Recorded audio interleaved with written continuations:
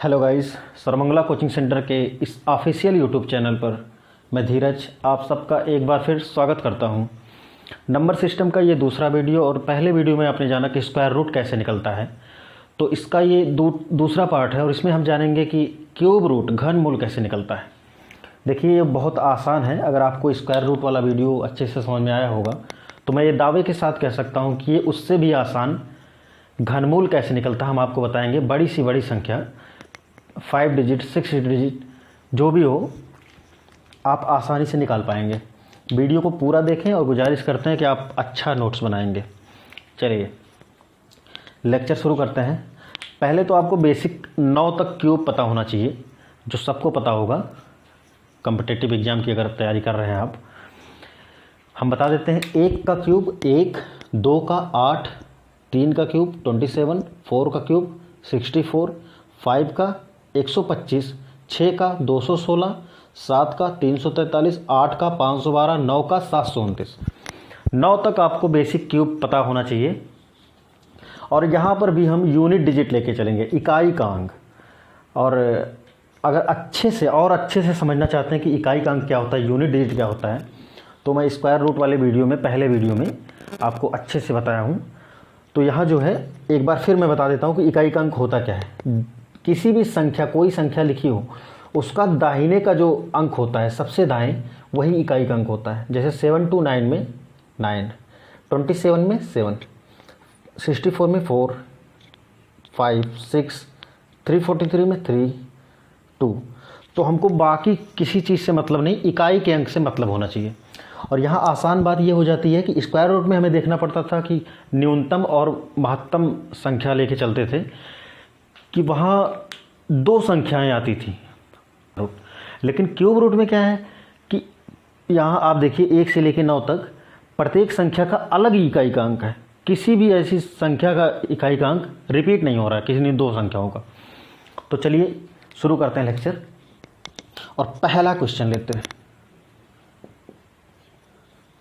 Question है 3, 9, 3, 0, 4 का घनमूल। अच्छा, घन के बारे में आप जानते होंगे कि घन कैसे निकलता है। जैसे आप देखिए 1 का क्यूब, तो 1 का 3 बार गुणा, 1 गुणे 1 गुणे 1। थोड़ा फास्ट यहाँ पर चल रहा हूँ क्योंकि ये सब बताया जा चुका है पहले वीडियो में। 5 का क्यूब, 5 का 3 बार गुणा, 5 गुणे 5 गुणे 5, 5 25 25 125। बेसिक सी बात है, ये आपको पता होगा। चलिए लेक्चर शुरू करते हैं। वहाँ पे क्या करते थे स्क्वायर रूट में कि 2 अंक छोड़ते थे, दाएं से 2 अंक छोड़ते थे। क्यूब रूट में क्या होगा कि दाएं से 3 अंक छोड़ेंगे।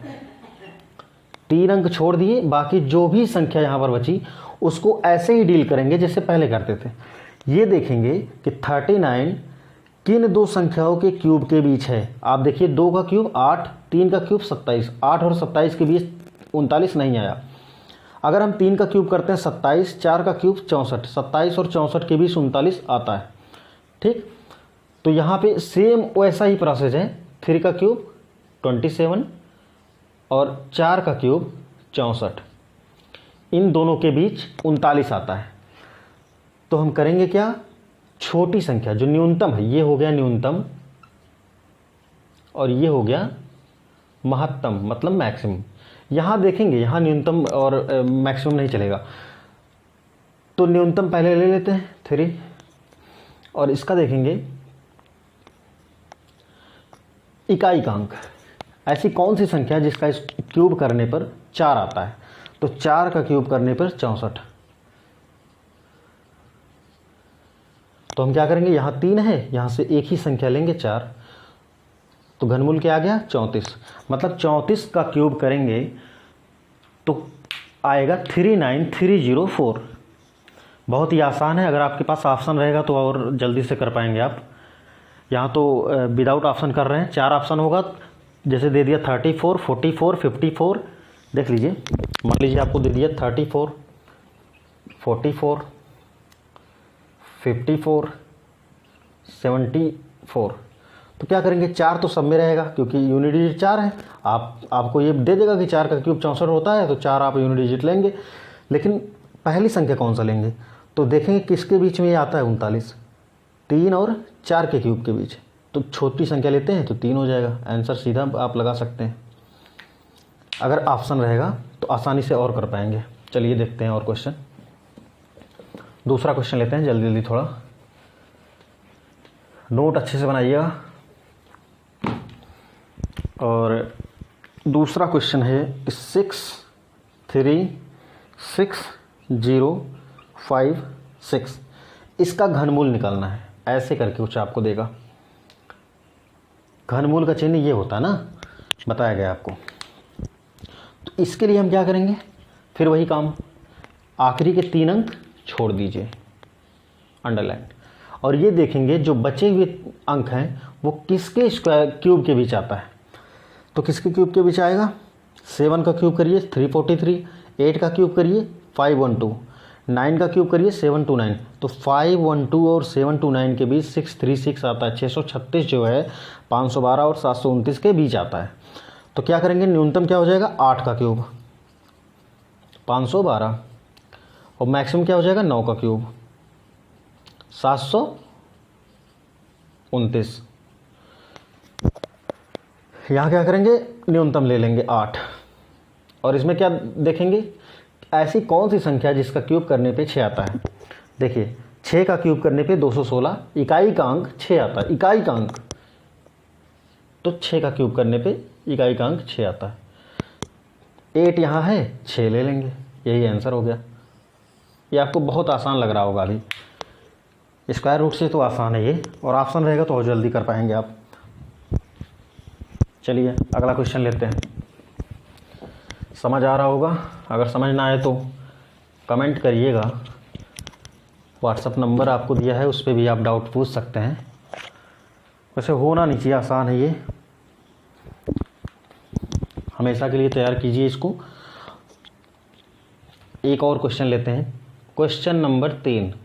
ये है 8 8 4 7 3 6 इसका क्यूब रूट निकालना है, घनमूल, इसका घनमूल निकालना है।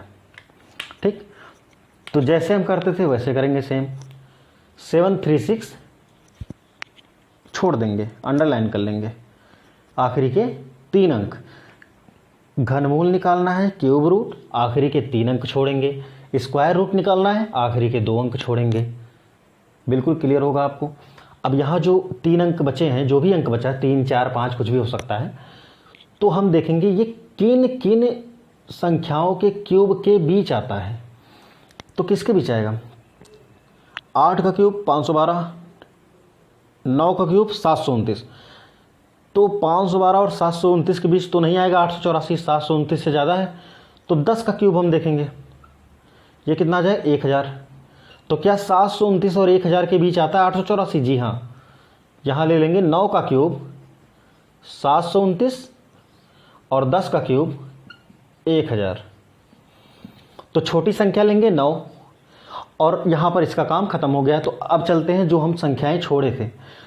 तो ये देखेंगे कि इन संख्याओं में 6 ऐसी कौन सी संख्या है जिसका यूनिट डिजिट आता है क्यूब करने पर।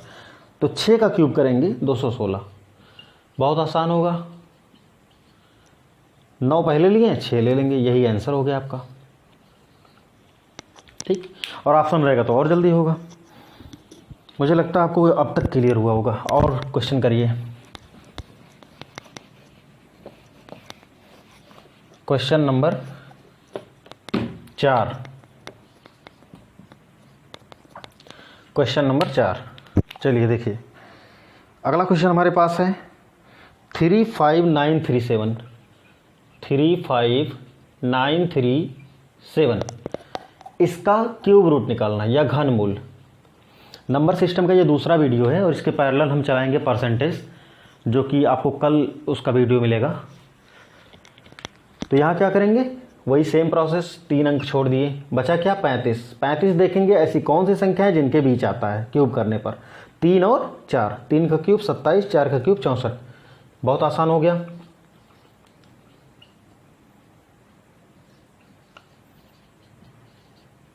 सॉरी, तो न्यूनतम ले लेंगे 3। और यहाँ देखेंगे ऐसी कौन सी संख्या है जिसका क्यूब करने पर 7 आता है। 3 का क्यूब करने पे 27,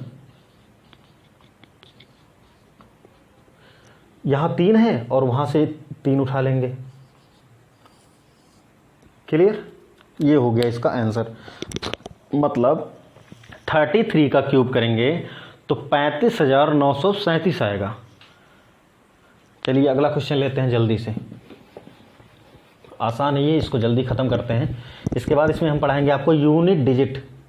नंबर सिस्टम का अगला पार्ट होगा यूनिट डिजिट, इकाई का अंक। उससे भी काफ़ी क्वेश्चन पूछता है और वो हर जगह यूज होगा कई चैप्टर्स में। जैसे आप एलसीएम या एचसीएफ पढ़ते हैं, एलसीएम एचसीएफ, वहाँ पे यूज होगा आपका। और लगभग अरिथमेटिक में हर चैप्टर में यूनिट डिजिट का खेल रहता है, आप ऑप्शन से कर पाएंगे अगर इकाई का अंक चैप्टर पढ़े रहेंगे अच्छे से। चलिए और क्वेश्चन लेते हैं, एक क्वेश्चन और, 5वां क्वेश्चन। चलिए क्यूब रूट का आखिरी क्वेश्चन करते हैं, क्वेश्चन नंबर 5। 5 क्वेश्चन में आपको क्यूब रूट घनमूल आसानी से आ जाएगा, समझ में आया होगा आपको अब तक। 3723875, इसका क्या करना है, घनमूल निकालना है, क्यूब रूट। तो क्या करेंगे, सेम प्रोसेस, 3 अंक छोड़ दिए और देखेंगे 3723 जो 4 डिजिट बचा है ये किनके क्यूब के बीच आता है। तो आपको पता होना चाहिए 15 का क्यूब अगर हम करेंगे तो आएगा 3375 और 16 का क्यूब करेंगे तो आएगा 4096। ठीक, तो 3375 और 4096 के बीच 3723 आएगा। तो ये किसके बीच आएगा, 15 का क्यूब और 16 का क्यूब। तो यहाँ न्यूनतम 15, मैक्सिमम 16, तो 15 ले लेंगे। और यहाँ क्या करेंगे, 5 जो है इकाई का अंक, ये देखेंगे किसका क्यूब करने पे 5 आता है। तो 5 का क्यूब करेंगे 125, इकाई का अंक 5 आएगा। तो यहाँ से 5 का क्यूब करने पे 125 आ रहा है, मतलब 5 यहाँ से ले लेंगे।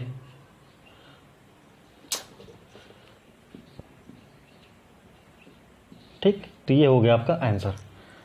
यहाँ तक आपको क्लियर हुआ होगा। चलिए, तो क्यूब रूट में बस इतना ही था, आपको समझ आया होगा मुझे विश्वास है। इसके बाद हम नंबर सिस्टम में शुरू करते हैं यूनिट डिजिट, इकाई का अंक। उसके बाद remainder theorem, decimal fraction, 3-4 topic इसमें है। और उसके बाद simplification, LCM HCF, algebra, geometry, mensuration, ये सब चलेगा। आज के लिए इतना ही, बहुत बहुत धन्यवाद, थैंक यू।